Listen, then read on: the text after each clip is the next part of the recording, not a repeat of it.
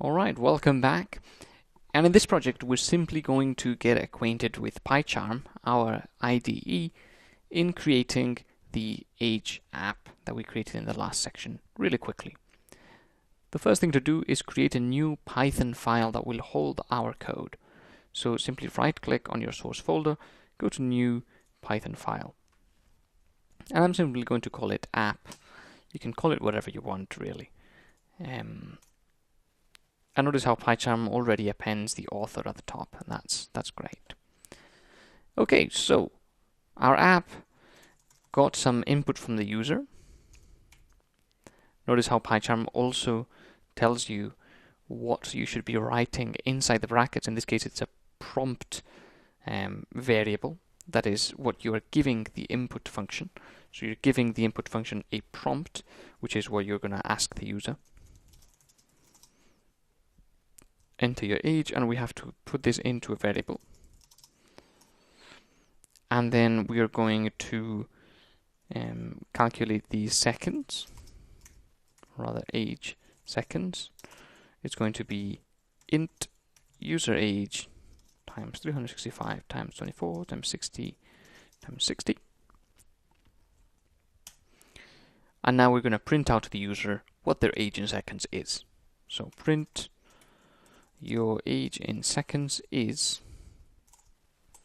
format age seconds.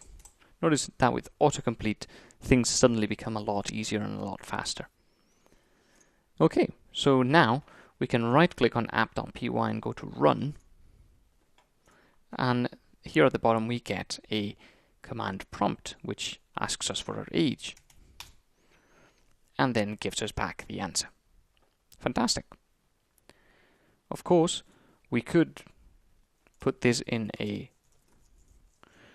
method, so def age program, for example, and then simply tab those in, and notice how that get colored in as orange. And then at the bottom, all we have to do is call the age program, and then when we run this, we'll get the exact same thing happen. Essentially, this is not running initially until we call this line there, until we execute that line there. Do notice, however, that if we put this at the top, then it's an error because it has not been defined yet when we are up here. So it has to come after, or else it doesn't know where to look. Okay, so this is how we would create the age program here in PyCharm, and now it's becoming substantially easier to run the program. We simply have to press play at the top right of the screen, or command right click and press run, or press run down here at the left. So it's becoming easier, and no doubt in a couple of videos time I'll also show you how to run this without the use of the integrated development environment. But this is how you would do it, and now we're just going to be creating another project for our what price is this chair app that we're going to be creating in this section. So I'll see you in the next video.